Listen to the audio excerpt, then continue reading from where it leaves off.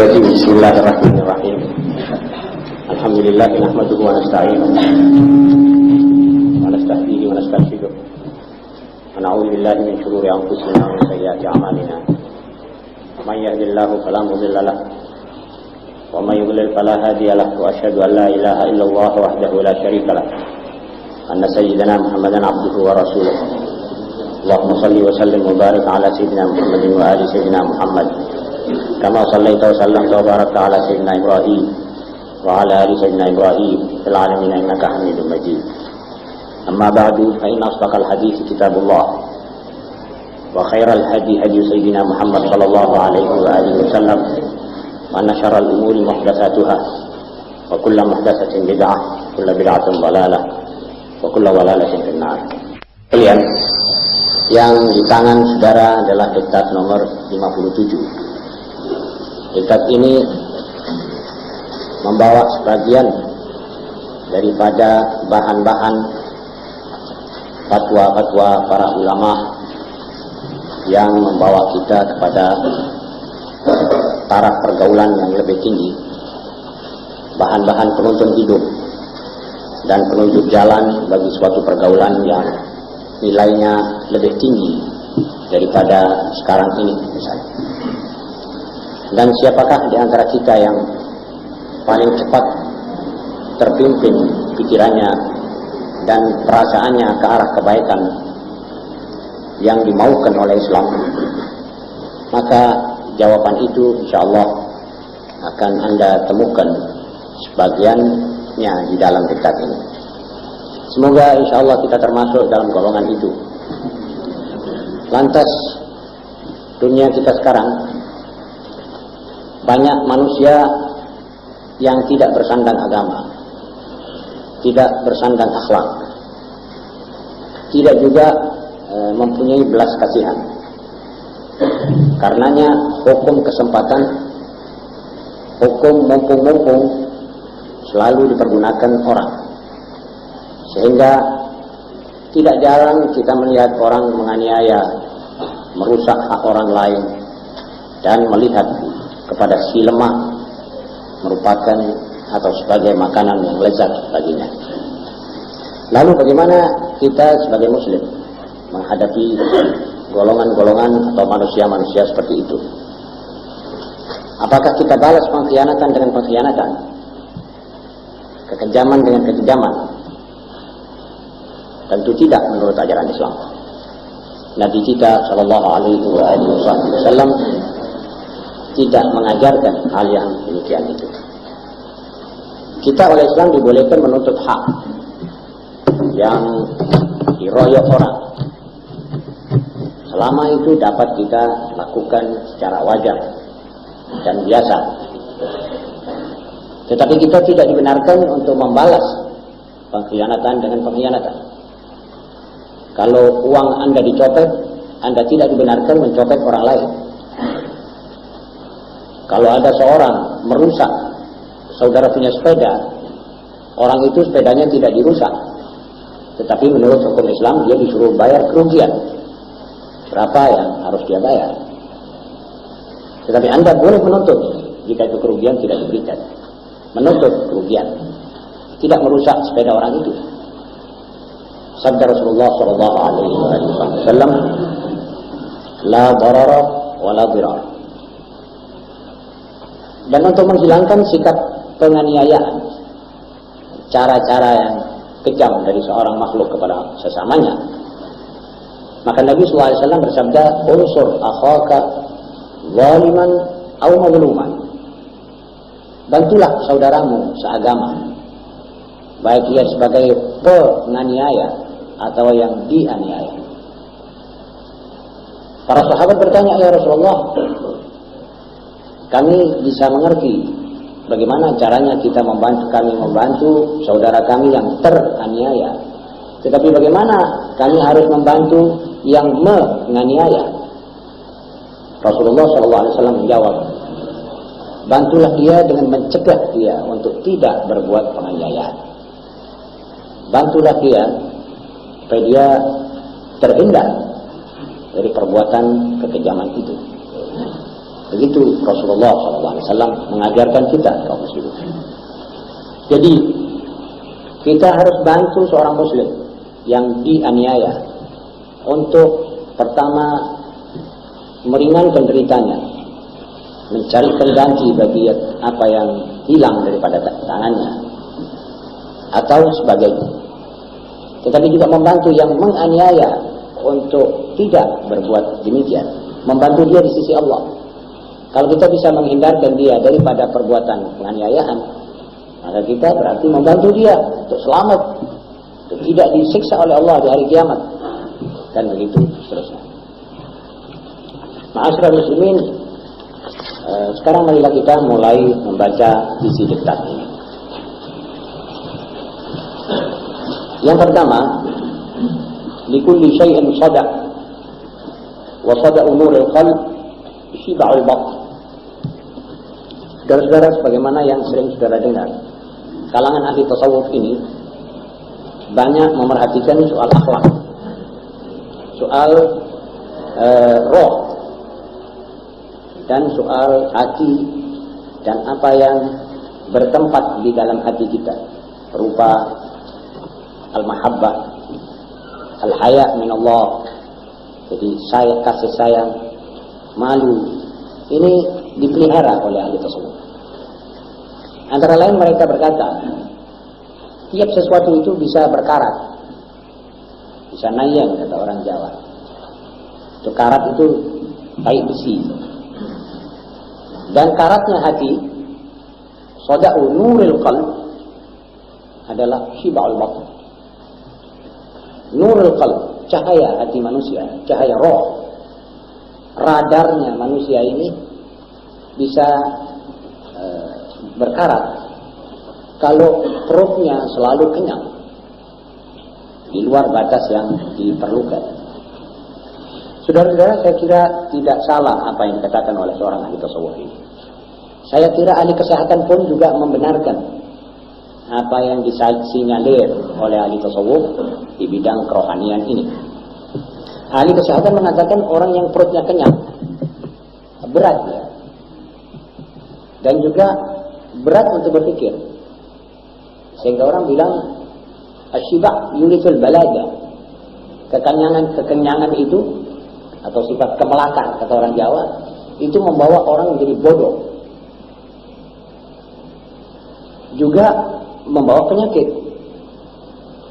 juga membawa sumpah. Buat orang yang hassas, orang yang berasa, orang yang terlalu kenyang itu hatinya sumpah, tidak enak rasanya. Ma'asyiral muslimin, karena itu kalau kita hilangkan sifat ini, maka kita akan mendapat kecerdasan lebih, kita sehat. Kekenyangan adalah penyakit. Itu pencerna kita, tidak kita beri istirahat sama sekali. Baru dia mau menghancurkan satu makanan, kita tambah lagi makanan terus, atau kita fall. Sehingga ahli kesehatan mengatakan kemungkinan itu mekar usus besar, lalu membawa akibat-akibat yang tidak baik. Karena itu di ilmu tasawuf mengatakan asyiba itu satu pantangan ahli tasawuf. Lalu bagaimana makannya ahli tasawuf? Makannya manusia yang biasa adalah yang dipakai, yang dikerjakan, yang dibiasakan oleh Rasulullah SAW. Makan sebelum kenyang, dia berhenti. Jadi duna syiba. Ada pepatah Arab yang mengatakan nahnu qaumun la na'kulu hatta najur, wa idza akalna la nashba. Kami adalah kelompok manusia yang tidak makan kalau tidak lapar, dan kalau makan tidak kenyang. Ini kesehatannya orang ini akan lebih langgeng daripada orang yang makan kenyang terus, mudah terserang penyakit, setidak-tidaknya pilek dan sebagainya. Dan manusia ini sebenarnya bukan hidup untuk makan, betul? Sudah jelas dia makan untuk hidup. Lalu hidup untuk apa? Untuk ibadah. Jadi makan untuk hidup, hidup untuk ibadah, ibadah untuk meridhakan Allah dan menjalankan tugas. Tugas kita dihidupkan ini Wa ma khalaqtul jinna wal insa illa liya'budun. Ibadah. Jadi ibadah itu banyak macamnya, tidak satu jenis. Tidak sholat saja, tidak puasa saja. Jadi untuk itu perlu kita makan untuk menyambung hidup. Tidak hidup untuk makan. Tetapi apakah saudara kira tidak ada manusia yang berpikiran bahwa dia makan untuk hidup? Hidup untuk makan? Banyak. Itu kaum materialis yang pikirannya, yang akalnya sebenarnya buta. Artinya dia tidak bisa membedakan antara halal dan haram. Dia sudah membiasakan diri untuk hidup dengan segala benda, hidup bendawi yang dikejar oleh dia. Maka dari itu dia membiasakan diri makan yang lezat-lezat dan banyak macamnya. Dan itu jadikan satu kebiasaan. Sehingga satu waktu kalau dia harus terpaksa makan dikurang daripada itu, dia mengeluh. Dia merasa tidak enak. Dan kalau makan enak pun dia belum tentu syukur. Tapi seorang muslim tidak demikian. Seorang muslim makan untuk hidup. Dan hidup untuk ibadah. Sehingga makannya seorang muslim sudah merupakan satu ibadah. Setiap niatnya dia mau makan ini, ya Rabb, ini rezekimu, aku akan makan. Bismillahirrahmanirrahim, dengan namamu, Maha Penyayang dan Maha Pengasih. Apabila aku kuat dengan makanmu ini, aku punya ibadah akan kutambah. Sudah otomatis menjadi satu niat ibadah. Dan niat ibadah sudah menjadi ibadah. Seumpamanya tekad tadi kurang dilaksanakan, dia sudah mempunyai niat. Wa niyatul mar'i khairun min amali. Kadang-kala niat seorang lebih bersih, lebih murni daripada kalau niat itu sudah terlaksana. Jadi kalau sudah terlaksana biasanya ada riya, ada ujub, minta dipuji orang, minta dilihat orang dan sebagainya. Tapi kalau masih niat itu masih tetap murni. Tidak-tidaknya amal ini ada sangkut paut dengan Allah Subhanahu wa taala. Ada sangkut paut dengan faqad istamsaka bil urwatil wuthqa. Kita makan untuk hidup. Menyambung hidup dan hidup kita pakai untuk ibadah. Saudara-saudara, yang kedua adalah qalilul amal ma'al ma'rifah khairun min katsiril amali bila ma'rifah. Sedikit amal dengan pengetahuan lebih baik, lebih afdal daripada amal yang banyak tanpa pengertian. Jadi rupanya Islam ini menilai amal manusia ini adalah kualitasnya, bukan kuantitasnya. Kualitasnya bagaimana? Bagaimana amal ini? Kalau amal dengan pengertian, itu ada satu pengertian, artinya dia mengerti apa yang dia kerjakan. Orang yang mengerti apa yang dia kerjakan, seorang ulama tahu apa yang mesti dikerjakan. Seorang dokter mengerti apa yang dikerjakan di hadapan masyarakat. Seorang murid tahu apa yang harus dikerjakan dengan pengertian. Lalu niatnya baik, pengertiannya cukup. Sudah jelas orang ini sempurna amalnya. Diterima oleh Allah amalnya dan dinilai amalnya oleh Allah sebaik-baiknya. Sebaliknya ada orang yang mengamalkan sesuatu yang banyak tetapi tanpa pengertian. Ada satu orang dia sholat misalnya, dia tidak mengerti apa artinya alhamdulillahirabbil alamin. Dia tidak tahu apa yang membatalkan sholat. Bahkan dia belum tahu bahwa niat itu salah satu bagian dari sholat. Dia belum tahu bahwa wudhu itu yang dibasuh A, B, C, D misalnya. Jelas amal ini nilainya rendah sekali kalau tidak ditolak sama sekali oleh Allah. Sedang masalah sholat misalnya adalah masalah prinsip, masalah selamatnya kita di akhirat atau tidak selamat. Jadi kehidupan kita di dunia ini sebetulnya adalah kelakuan kita, sholat kita dan ibadah, nusuk, lalu kelakuan kita terhadap sesama. Kemudian yang ketiga, lidah kita. Kalau ini beres, insya Allah di akhirat kita beres. Kalau tidak, disinilah masalah ujiannya seorang di akhirat itu. Karena kita harus mengerti apa yang kita lakukan. Kita harus sadari. Jadi kita kerjanya dengan kesadaran. Tidak bekerja ikut-ikutan. Khususnya dalam sholat. Kalau ada orang ditanya, kenapa kamu sholat? Iya, ayah dan ibu saya sholat. Saya ikut sholat. Ini orang tidak mengerti untuk apa dia sholat. Dan apa sebenarnya sholat itu. Dengan demikian, nilai sholatnya ya rendah sekali. Kalau tidak dikembalikan oleh Allah. Sebagai sesuatu yang dikerjakan tanpa pengertian. Namun, betapapun sedikitnya amal, kalau kita mengerti tujuan kita beramal, niat kita atur, kita baik, maka sedikit itu akan menjadi besar nilainya di sisi Allah. Apalagi yang dikatakan oleh Rasulullah SAW, juhdul mukil, seorang yang sudah tidak mempunyai apa-apa kecuali ini, dipas. Seorang hasilnya 30.000, dia sedekah untuk fakir miskin 1.000. Belanjanya belum tentu cukup 30. Ini namanya orang yang dikatakan sedekahnya adalah juhdul mukil, sudah besar.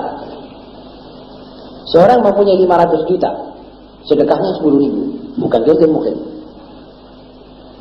Ya bisa mengeluarkan lagi, tidak menggoncangkan budgetnya, tidak menggoncangkan anggaran belanjanya. Kalau dia keluarkan umpamanya 1 juta, masih ada 499. Saudara-saudara, ini namanya juhdul mukil. Dan biasanya orang yang mengerjakan juhdul mukil ini orang yang mengerti, orang yang puas, tahu, sedar kewajibannya, dan tahu menilai bahwa ini nanti ku tabungkan di banknya Allah.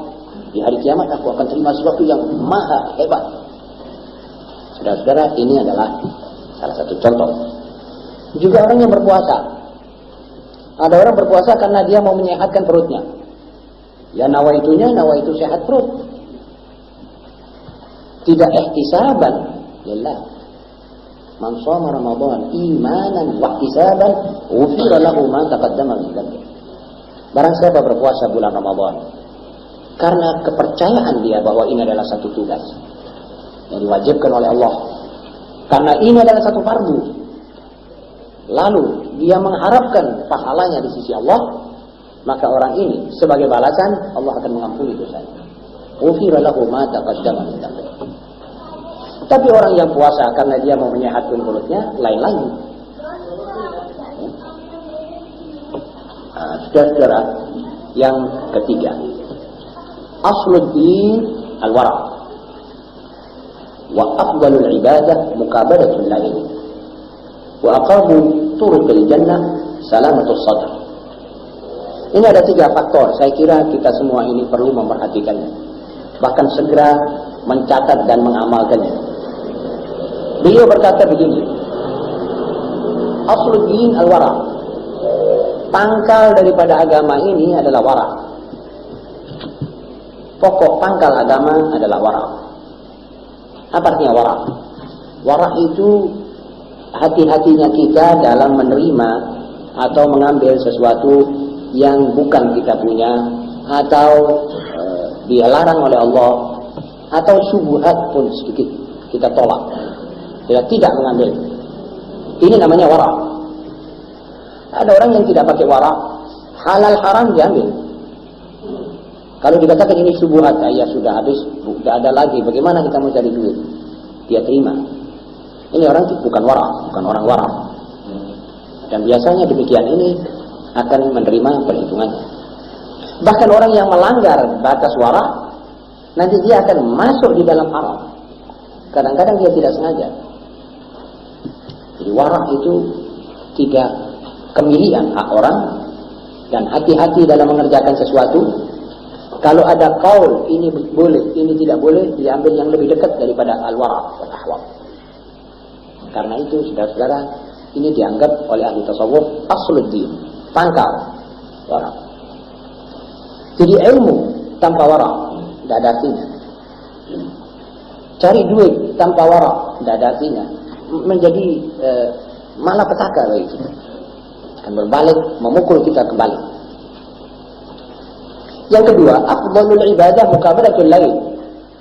Saudara tentu sudah bisa membayangkan, ibadah ini memang tidak ada yang melakukan ibadah dengan gairah dan kesenangan sebagaimana orang melakukan maksiat. Karena ini biasanya tidak cocok dengan hawa nafsu. Jarang sekali orang yang hawa nafsunya sudah tersetel begitu rupa sehingga semua yang diinginkan cocok dengan yang dibawa oleh Rasulullah SAW. Ini mukmin sempurna.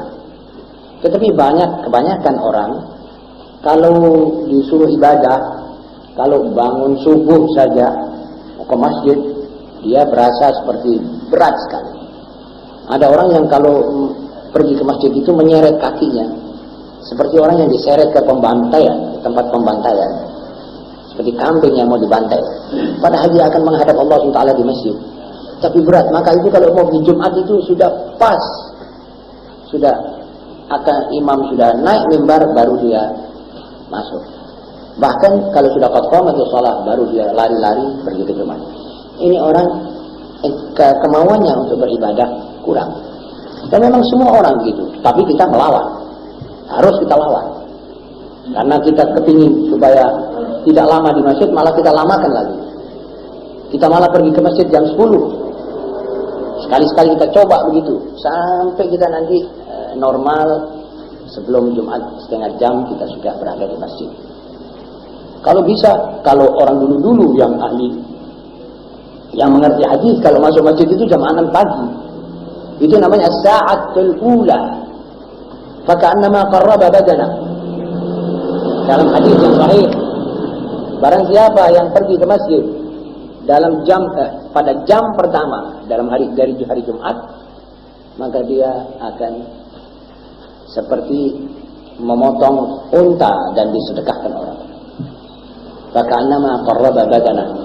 Kalau dia pergi ke saat tsaniyah, jam kira-kira ya 7, 8, maka dia seperti menyembelih sapi yang dikorbankan. Tapi ada yang sabda Rasulullah SAW yang pergi Jumat sudah hampir itu katanya seperti dia mengorbankan 1 biji telur saja. Maka annama qarraba baydah.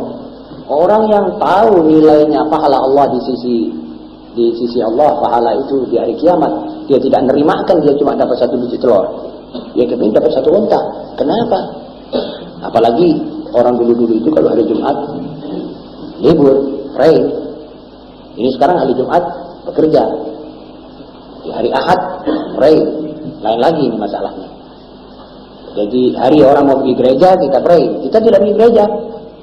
Kalau zaman penjajah dulu kantor-kantornya ditutup, kantor Kementerian apa ditutup sebab mereka mau pergi gereja. Orang-orang Belanda itu mau pergi gereja dan pegawai-pegawainya semuanya harus disuruh pergi. Lihat tuan-tuannya pergi ke gereja.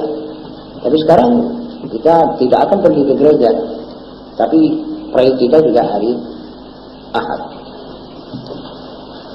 Di dalam soal melawan hawa nafsu, yang paling berat sebetulnya bangun malam. Maka beratul lail. Dia bilang melawan hawa nafsu untuk bangun malam. Ini berat. Dan saya kira semua saudara sudah pernah mencoba ini. Mau bangun sahur saja coba beratnya bagaimana. Apalagi bangun malam. Apalagi bangun malam bukan 1 malam 2 malam. Dalam 1 tahun atau 1 umur. Tapi bangun malam itu tiap malam. Kalau bangun jam 1, jam 2 ini berat, maka pahalanya juga besar. Timbangannya juga berat. Kira-kiralah sudah bahwa segala yang lebih berat kita laksanakan. Karena kita mesti melawan hawa nafsu, begitu juga beratnya pahala sudah. Begitu saja. Orang mengeluarkan 1,5 juta kalau ini tidak dirubah untuk pergi ke haji. Ya berat orang mengeluarkan 1,5 juta itu bisa jadikan ya modal kecil. Tetapi dia buang itu tidak ada sama sekali artinya. Dibuang sama sekali untuk pergi ke haji. Karena taqarruban ilallah. Ini pahalanya besar. Sebab itu 1,5 juta dibedolnya dari hati. Apalagi orang yang punya setengah pas-pasan.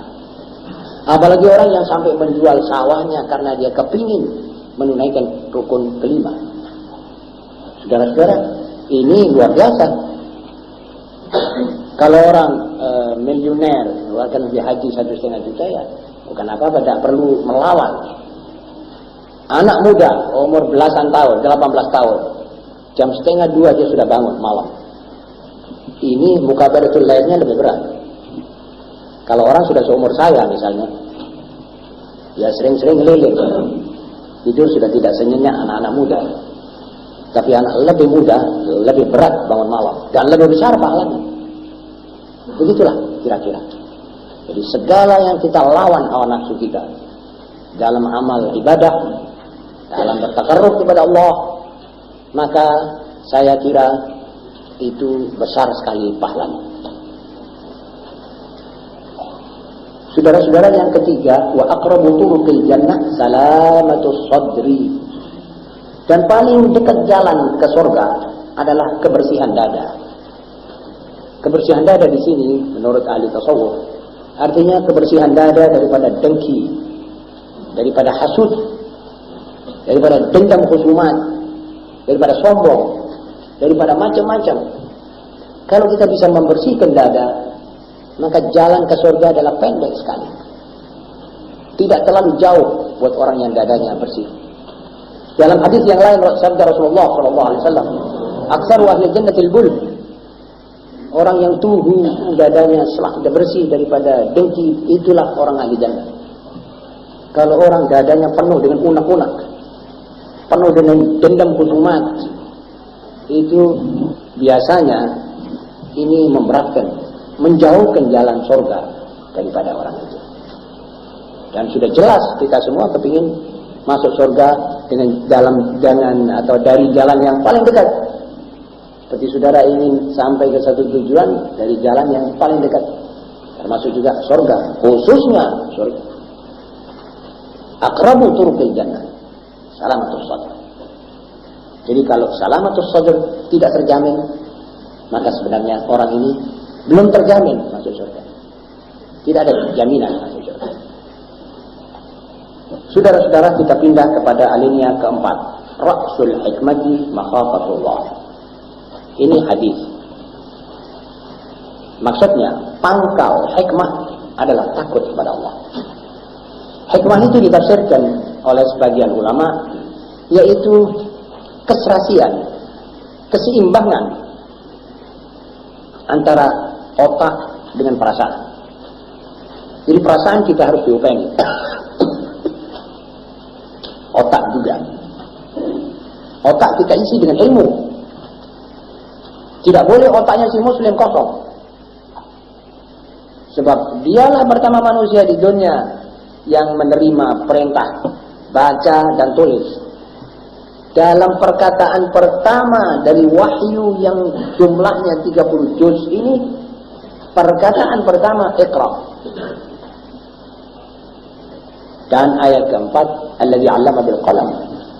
Pena sebagai alat tulis.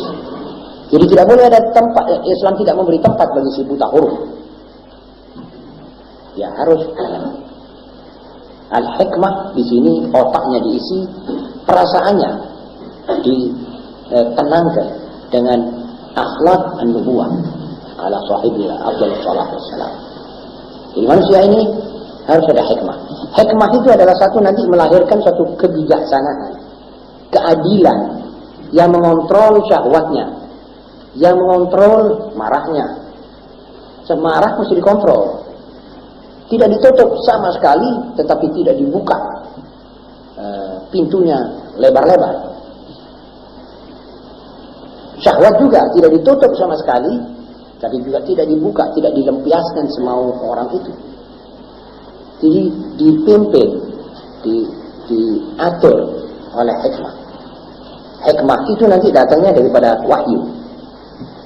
Wahyu itu adalah Quran dan sunnah Rasulullah SAW. Jadi seorang ini kalau dapat hikmah, sudah baik, ini manusia baik. Allah berfirman dalam Al-Quran, wa may yu'tal hikmata faqad utiya khairan katsira. Kalau orang diparingi, diberi oleh Allah, dikaruniai oleh Allah al-hikmah, maka orang ini diberi sesuatu yang banyak, kebaikan, diberi kebaikan yang banyak. Namun sedikit orang yang sadar tentang hal itu. wa ma yadhakkaru illa ulul albab. Jadi kita mohon daripada Allah, berilah kepada kami ya Allah al-hikmah. So kalau kita dapat hikmah, artinya kita bisa menempatkan segala sesuatu itu di tempatnya. Melawan pada waktu perlawanan itu harus kita kerjakan. Mengalah pada waktu kita mengalah harus kita lakukan. Memaafkan pada waktu kita harus memaafkan. Mengkritik pada waktu itu kritik harus kita lakukan. Itu hikmah. Wa man yu'tal hikmata faqad utiya khairan katsiran. Yang kelima, dalam surat Fatir ayat 18 Allah berfirman, "Innama tunzirul ladzina yakhshawna rabbahum bil ghaib." Engkau hanya akan berhasil memberi peringatan kepada mereka yang takut kepada Tuhannya secara gaib. Jadi orang ini ada orang yang mempercayai gaib. Ada orang yang tidak percaya kepada gaib. Rukun iman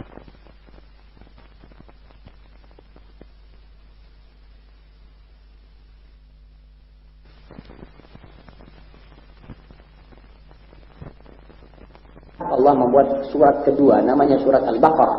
Dalam surat Al-Baqarah berbunyi Alif Lam Mim, dzalikal kitabu la raiba fihi hudan lil muttaqin alladzina yu'minuna bil ghaib. Orang yang beriman kepada ghaib, biasanya orang ini hati-hati dalam tindak tanduknya. Sebab dia percaya bahwa tiap perbuatan, tiap gerak-geriknya akan terawasi. Kalau terawasi, tercatat. Kalau tercatat akan terbalas.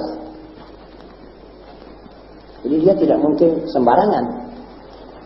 Ya seperti kalau saudara berjalan di hadapan seorang entel atau bersama seorang entel. Bagaimana saudara? Ya saudara mesti hati-hati. Perbuatan saudara, kata-kata saudara sudah awasi betul. Sebab nanti saudara akan ditangkap oleh si entel ini. Betapa pula Allah SWT sudah siang-siang mengatakan, manusia, di tangan kanan dan kirimu ada dua malaikat. Tugas mereka hanya satu, mencatat amalmu, yang baik maupun yang buruk. Jelas? Kemudian ditambah lagi, dan perbuatanmu yang baik dan yang buruk itu. Kalau yang baik, ku upah, ku beri ganjaran yang baik. Kalau yang buruk, aku akan balas setimpal dengan perbuatan itu. Kamu nanti akan mati. Dan matimu itu merupakan pindahanmu dari alam yang kasar ke alam yang halus. Dan itu ghaib. Di situ nanti akan kamu bertemu dengan amalmu. Ini semua ghaib. Kalau kita tidak imankan ini, kita bukan mukmin. Nah, kalau kita sudah imankan dan dengan pengertian yang penuh, dengan keyakinan yang sungguh, fa insya Allah kita selamat. Baik kita tua atau muda, perempuan atau laki, kita pasti selamat. Sebab mukmin yang takut kepada Allah hanya orang yang takut pada ghaib, yang mempercayai al-ghaib. Takdir itu ghaib. Orang sudah berusaha, sekali lagi berusaha sambil berdoa, belum juga berhasil. Dia akan marah kepada siapa? Akan marah pada dirinya, marah pada manusia. Tidak berguna. Dia mesti menyerahkan ini semua kembali lagi kepada Allah untuk minta petunjuk, untuk minta ilham, untuk minta itu dan ini daripada Allah. Ya Rabb, aku gagal berbuat, aku minta aku diberi petunjuk yang lain. Begitu. Itu namanya orang yang yu'min bil ghaib.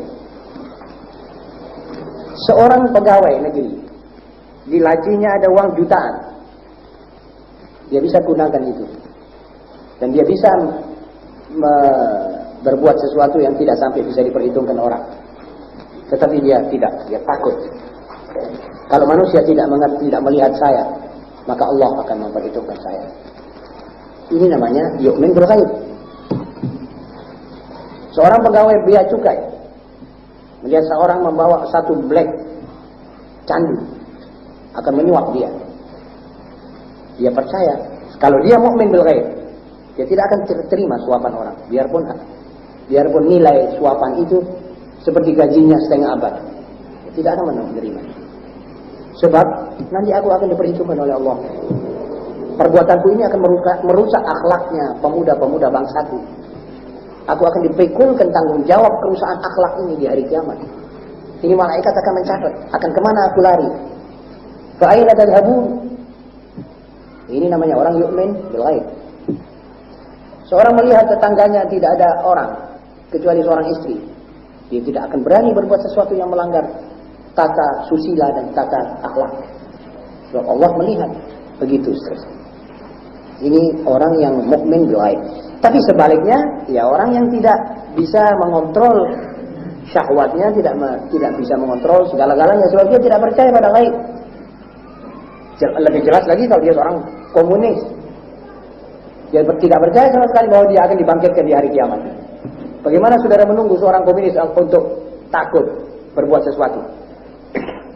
Untuk meninggalkan satu kesempatan kejahatan kalau dia masuk ke dalam satu kesempatan.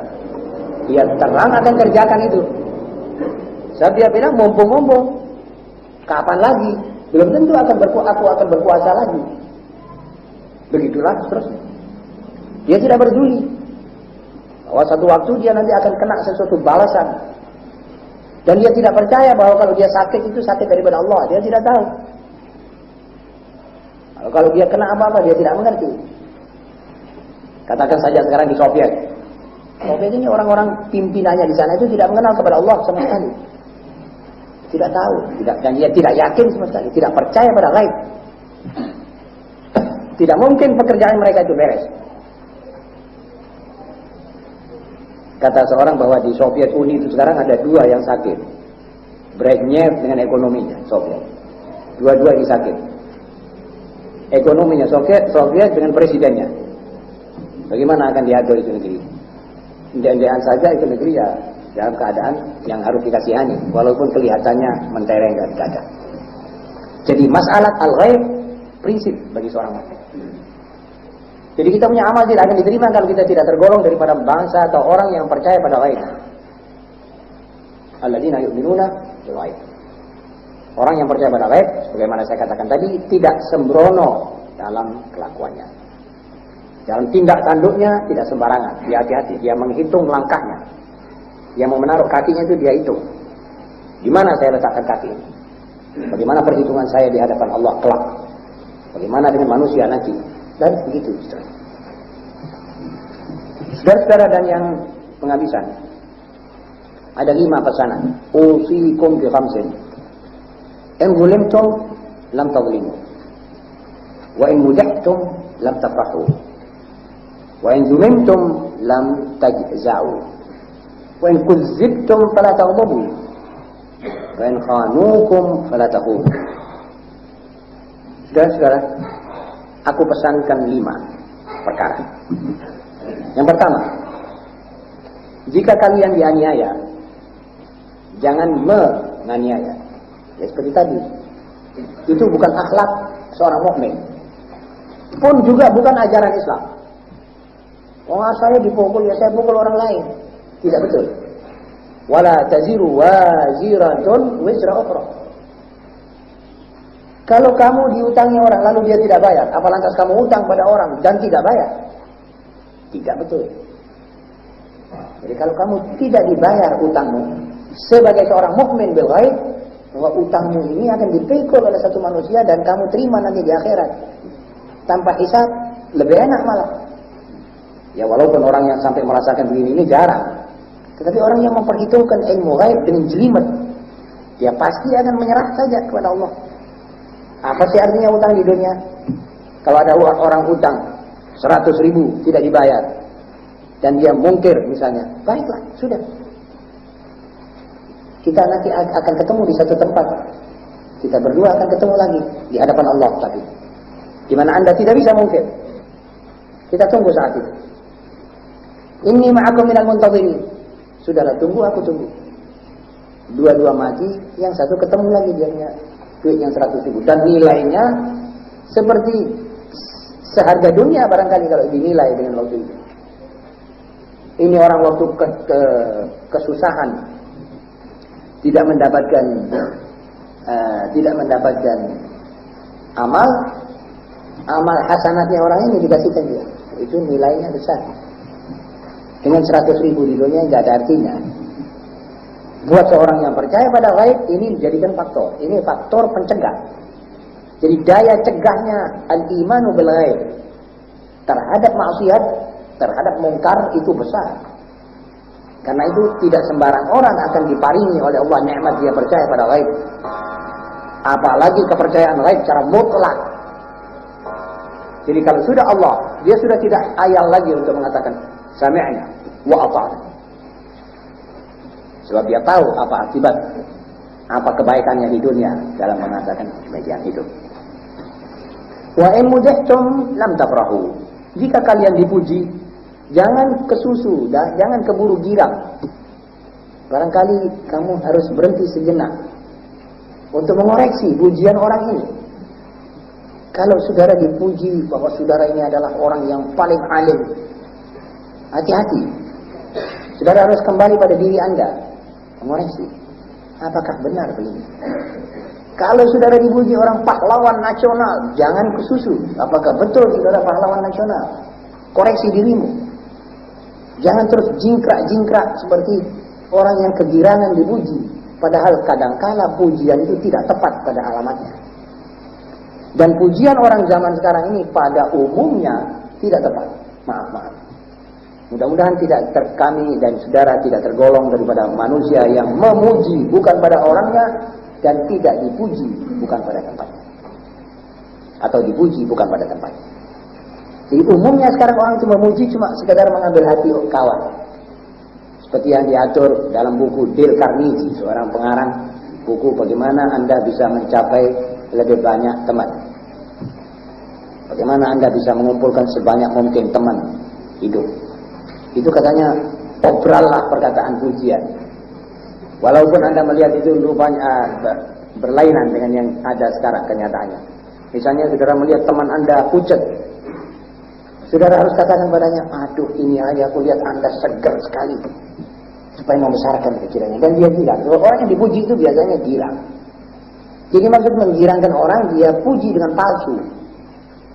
Dan yang dipuji mengatakan, wah iya saya dipuji orang tadi, dia kira betul.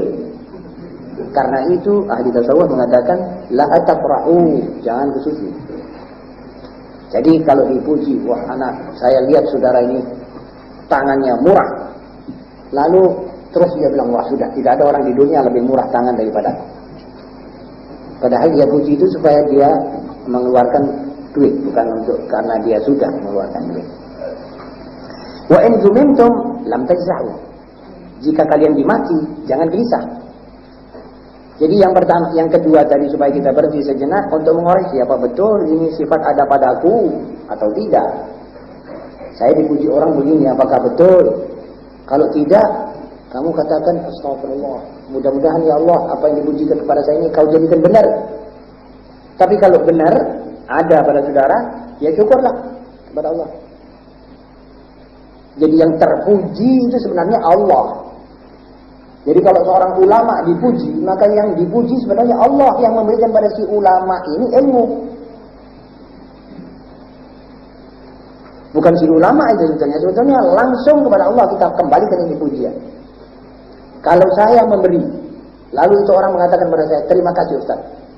Pantas kalau saya katakan terima kasih kita kepada Allah. Sebab saya yang punya itu duit saya serahkan pada si yang orang yang saya berikan itu adalah duitnya Allah. Dan yang menggerakkan hati saya untuk ada nafsu untuk bersedekah adalah Allah juga. Perlu apa saya dipuji? Sebetulnya saya tidak berhak untuk dipuji.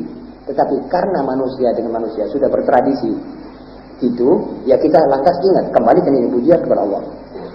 Ya Allah, antal mamdud, antal mahmud, engkaulah yang terpuji. Kembalikan pujimu kepada Allah. Ini manusia yang sadar. Sebaliknya juga wa in zumimtum lam tajza'u. Kalau kamu dimaki orang, kamu dicela orang, jangan segera kamu putus asa dan gelisah. Kemungkinan itu tes daripada Allah. Ingat saudara bagaimana cerita seorang ahli tasawuf yang dimaki oleh temannya. Dia sengaja datang, habis assalamualaikum, dia bilang saudara duduk, saya ada berapa koreksi terhadap saudara. Akhirnya ini orang kira-kira 10 menit menghujani ini orang dengan amun maki. Saudara kalau mengatakan diri alim, maka saudara adalah ulama su.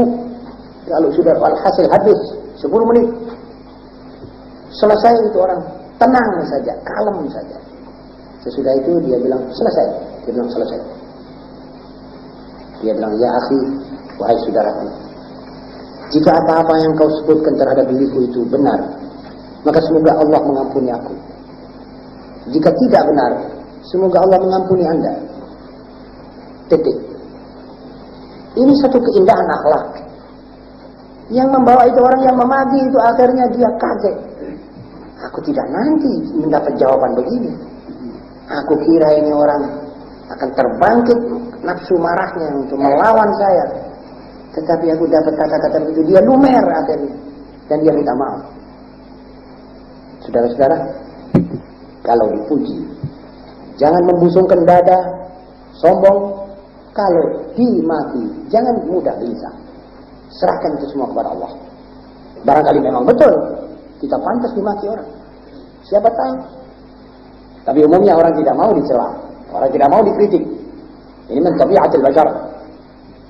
Jadi tabiat manusia, orang itu senang dipuji, tidak mau dimaki, tidak mau dikritik, tidak mau ditegur. Kita mudah-mudahan jangan menggolongkan diri daripada golongan yang kedua itu. Wa in kudzibtum la taghdabu.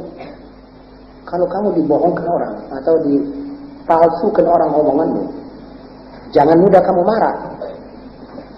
Jangan menghadapi itu dengan emosi. Koreksi kata-katamu. Barangkali betul yang mengkritik ini. Kalau ada seorang ulama khutbah, lalu sesudah khutbah dikatakan hadis yang anda bawa tadi hadis tidak sahih. Apa itu ulama lantas bilang, kamu yang tidak pernah baca hadis, kamu yang tidak tahu ini hadis, padahal benar tidak sahih. Jatuh itu ulama. Jadi jangan merasa marah. Setidak-tidaknya kalau kita jujur, kita katakan, insya Allah akan saya periksa lagi hadis yang kubawa. Barangkali anda punya kata-kata itu betul. Itu pantas keluar dari mulut ulama. Tidak terus marah. Saudara-saudara yang kelima, wa in khanukum fala takhunu. Kalau kamu melihat orang mengkhianati anda, jangan sekali-kali anda mengkhianati orang lain atau mengkhianati orang yang saudara khianati. Saya dicuri uang saya oleh si A, lalu saya pergi mencuri uangnya si B, si A. Tidak betul. Kalau saya mencuri uangnya si B, lebih tidak betul. Jadi umpamanya saudara balas perbuatan dengan perbuatan yang sama nilainya, sudah dianggap tidak benar. Apalagi saudara balas orang lain. Kalau seorang dikhianati oleh temannya, lalu dia mengkhianati teman itu salah. Kalau mengkhianati teman yang lain, lebih salah lagi. Saudara-saudara, dengan demikian, maka saya kira isi daripada diktat ke-57 ini telah selesai saya baca dan saya komentari.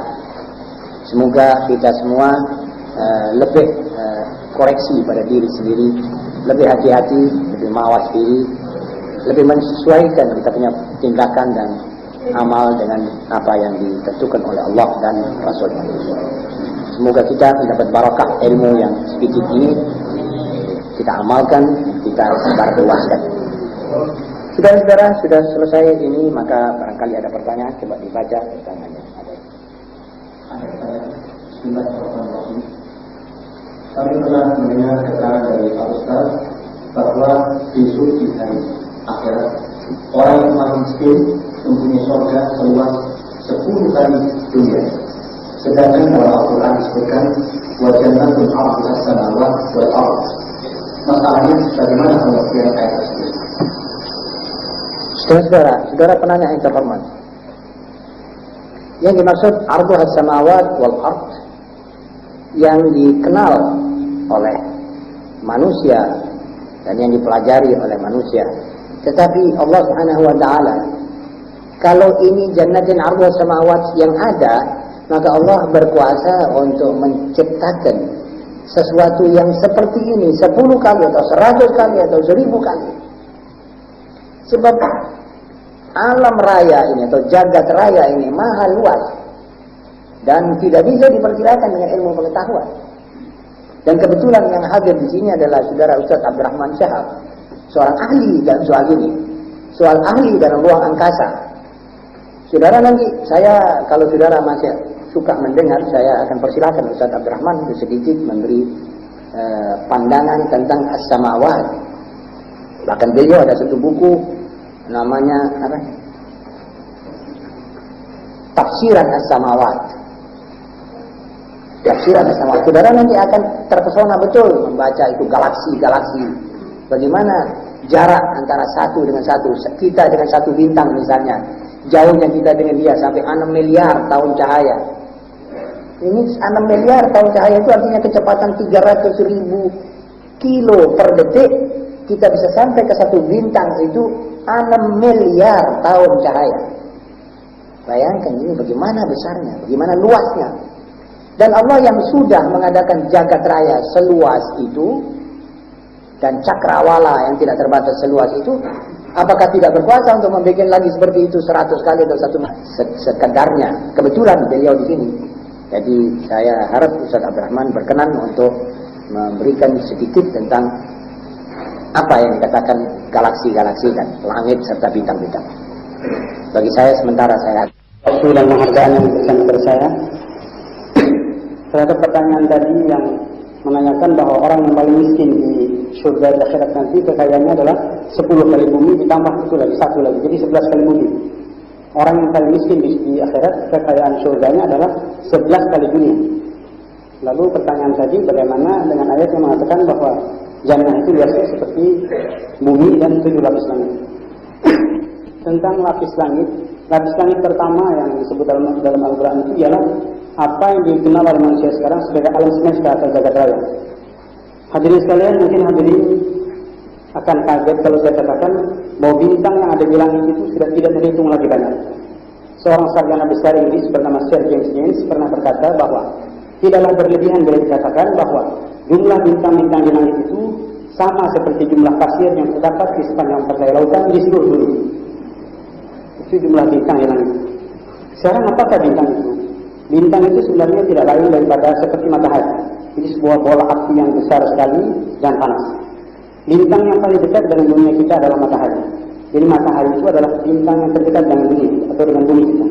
Sebaliknya bintang-bintang di langit itu kan adalah matahari kita. Bintang-bintang berkelana kecil-kecil malam hari yang kita lihat itu adalah sebenarnya matahari yang jauh daripada kita. Sekarang mari kita lihat berapa besarnya matahari kalau dibandingkan dengan bumi. Matahari itu demikian besarnya sehingga bisa menelan atau bisa dimasukkan ke dalamnya 8 juta biji bumi. Jadi 8 juta biji bumi itu masuk dalam matahari. Karena garis tengah matahari 1.400.000 kilometer, kira-kira 3 kali jarak bumi bulan. Jarak bumi bulan itu berkali-kali, 3 kali itulah garis tengah matahari. Dan matahari itu bisa dimasukkan ke dalamnya 8 juta biji bumi. Padahal matahari itu kalau kita pergi ke satu bintang, kita akan melihatnya seperti bintang kecil berkelap-kelip. Malam hari ini kita bisa melihat bintang yang banyak berkelap-kelip kecil-kecil, padahal bintang itu bisa besar semua seperti matahari. Masing-masing bintang itu bisa menelan jutaan biji bumi. Sehingga kalau Tuhan menjadikan surga sebesar matahari, maka itu sudah cukup untuk berapa ribu manusia. Kalau satu manusia diberi 10 bumi, karena satu matahari bisa menelan 8 juta bumi. Kemudian ada lagi bintang-bintang yang besar seperti bintang Arcturus misalnya. Bintang Arcturus ini bisa menelan 8 juta biji matahari. Jadi bintang Arcturus itu bintang yang merah malam hari. Dalam bintang ini bisa dimasukkan 8 juta biji matahari. Kemudian ada lagi bintang Epsilon Aurigae, itu bisa menelan 8 miliar matahari. Dan bintang itu dengan mata kita lihat dari bumi berkelap-kelip seperti titik saja di tengah-tengah alam semesta ini. Dan alam semesta ini benar-benar luas, maha dahsyat. Sehingga dengan demikian dapat kita sadari, andaikan pun jannah itu besarnya seluas samawat dan ardh ini, kita sudah tidak bisa mengukurnya lagi. Manusia sendiri sampai sekarang kewalahan. Bahwa setiap kali membuat teropong yang besar, senantiasa ditemukan bintang. Sampai di mana ujungnya bintang itu pada sampai hari ini tidak sekali. Teropong terbesar di California yang dari setengahnya 5,5 meter, jadi kaca lensa itu 5,5 meter, itu bisa mencapai bintang yang jauhnya 3 miliar tahun cahaya. Tapi kemudian dengan teleskop radio bisa dicapai sekarang bintang yang jauhnya 10 miliar tahun cahaya. Jadi bintang terakhir dengan teleskop radio itu dapat menangkap bintang sejauh 10 miliar tahun cahaya. Jadi sampai hari ini batas alam semesta itu masih belum diketahui oleh manusia. Itulah kira-kira yang saya jelaskan. Assalamualaikum warahmatullahi wabarakatuh. Kan temukan sumbernya dari akhlaknya Islam dan akhlak para sahabat Rasulullah SAW. Sebab tasawuf itu menurut definisi Imam Sya'rani adalah akhlak. Bahkan beliau berkata, barang siapa yang lebih padamu akhlaknya lebih indah, lebih tinggi daripadamu, maka dia tasawufnya lebih daripadamu. Ini akhlak. Jadi tasawuf itu akhlak. Apa itu akhlak? Akhlak tadi pembersihan dada. Jadi menghilangkan sifat congkak dan sombong, tawadhu. Dan ada latihannya ini. Jadi kalau mau masuk grup tasawuf, ada syekhnya yang melatih, mendidik. Dan saya sudah bilang bahwa ada murid-murid yang datang dengan kepala yang penuh dengan kesombongan dan kecongkaan. Disuruh oleh gurunya pergi ke pasar untuk ngemis. Disuruhnya untuk membersihkan WC, maaf. Supaya sifat congkak tadi hilang. Baru diajar. Sebab agama ini tidak bisa diterima oleh satu orang yang kepalanya penuh dengan kesombongan. Yang pertama mengadakan sombong, yang pertama mendemonstrasikan sombong dan kecongkaan dan keakuan adalah iblis. Ana, apakah saya mesti sujud? Khalaqtani min narin wa khalaqtahu min tin. Kamu ciptakan aku dari api dan ciptakan Adam dari tanah. Apakah aku pantas sujud kepadanya? Ini kecongkaan. Jadi tasawuf menghilangkan kesombongan, menghilangkan akhlak dusta, menghilangkan kepikiran, tapi juga menghilangkan keborosan, tengah dan normal dalam segala-galanya. Akhlak yang buruk menurut ahli tasawuf 91 macam. Dan ini harus kita bereskan. Kalau beres itu sudah ada tasawuf. Kalau belum tidak usah pakai nama tasawuf. Jadi nama tidak usah dipertengkarkan dan perdebatkan. Dan yang penting isinya. Isinya adalah itulah yang saya sebut tadi. Dan itulah sebenarnya tafsiran daripada ahli tasawuf. Juga Al-Ghazali menafsirkan itu akhlak. Kemudian apakah bisa orang tasawuf itu mengalahkan komunis? Ya subhanallah. Justru orang tasawuflah yang bisa mengalahkan komunis. Kalau kita tidak bisa, kalau kita tidak ada tasawuf. Sebab tasawuf itu adalah kekuatan, kesabaran. Orang yang sudah biasa melatih nafsunya untuk tidak makan sesuatu yang disayangi, padahal itu halal. Apalagi mencegah nafsunya daripada yang dilarang. Kalau orang sudah bisa minta sesuatu yang ridhonya Allah SWT daripada sesuatu yang dilakukan, apalagi yang lain-lain. Jadi orang yang mati, yang mempersabungkan nyawanya di medan perang adalah orang-orang ahli tasawuf. Malik bin Dinar, benggolan tasawuf, mati di medan perang di Rum, waktu dia perang dan melawan Rum. Dan ahli-ahli tasawuf lah yang keluar dengan senjatanya karena dia beriman bahwa jannah ini di hadapannya betul-betul. Masyarakat muslimin sebetulnya itulah yang diharapkan bisa. Tapi orang-orang seperti orang-orang sosialis, orang sekularis itu tidak akan bisa melawan-lawannya. Apalagi kalau dia muslim. Muslim pakai sekularis ini daya kekuatannya, kedikdayaannya tidak ada. Ya, contohnya orang-orang yang mengikut aliran sosialisme di Syria di mana kalah sama Yahudi yang rodok ya sosialis tetapi rodok agamis lah. Jadi saudara-saudara, wara' dan tasawuf itu membawa orang lebih ditakuti orang, lebih mempunyai haibah. Sehingga senjata kadang-kadang bisa mati, tidak bisa bergerak karena dayanya iman dan roh yang suci, yang bersih. Inilah sebenarnya tasawuf. Wa amma uzlah yang dikatakan nyepi, itu ahli tasawuf memakai uzlah bukan untuk selama-lamanya. Uzlah adalah sesuatu yang dipakai untuk seperti penyucian jiwa saja. Seperti truk yang dibongkar mesinnya. Sebab ini truk sudah dipakai Jakarta Banyuwangi sekarang ditaruh di satu garasi, diturunkan mesinnya, dicuci. Yang mana busi karakter diganti, yang mana ini kurang seret disereti sekrupnya. Ini namanya bongkar mesin. Ahli tasawuf menganggap bahwa manusia yang berkecimpung di dunia terus menerus berhadapan dengan soal-soal dunia terus-menerus, ini satu waktu perlu diistirahatkan. Dimasukkan di satu tempat di mana dia tidak melihat, tidak mendengar, kecuali mendengar bacaan Qur'annya sendiri, mendengar salawatnya sendiri, dan mendengar dialognya sendiri dan munajatnya sendiri kepada Allah. Ini untuk sementara. Kemudian dia keluar lagi ke gelanggang masyarakat. Sesuai dengan firman Allah, Rabbi adkhilni mudkhala sidqin wa akhrijni mukhraja sidqin. Rabbi anzilni manzilan mubarakan. Allah, masukkan aku di satu tempat yang penuh dengan barakah. Ini ahli tasawuf menganggap itu salah satu dari syarat pembersihan jiwa seorang yang ada noda-nodanya atau yang keruh, perlu diendapkan kekeruhannya. Ini perlu uzlah sementara. Dan saudara, uzlah juga perlu syekh. Tidak semua orang uzlah. Jadi ada orang uzlah nyepi di tempat-tempat tertentu sehingga dia tidak keluar menjadi orang yang tambah imannya, tetapi keluar sebagai orang gila.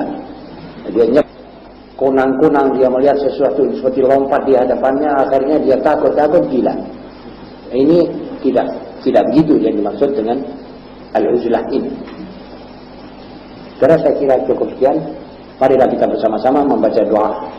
Ya Rabbana tarafna bi'annana tarafna wa annana asrafna ala lawajirna wa tub alayna tawba awsir li kulli hawba wasdur lana al-awradi wa amin al-rawadi واغفر لوالدينا ربي ومولودينا والآل والإخوان وسائر البلاد وكل ذي